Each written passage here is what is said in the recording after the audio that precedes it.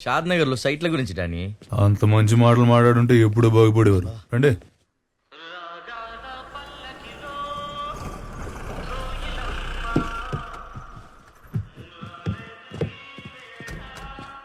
ఎందుకమ్మా నా ఉద్యోగం పోయిందండి. మా ఆయన కూడా పోయిందండి. నాయక్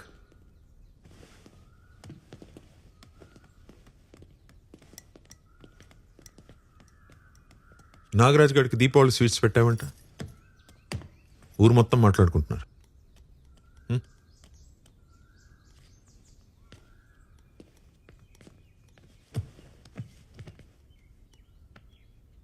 వాడు కేసు పెట్టలేదు కాబట్టి సరిపోయింది నాయక్. ఆడు పోలేదా? ఏం నాయక్, నువ్వు పేల్చినప్పుడు ఆడు లోపల లేడా?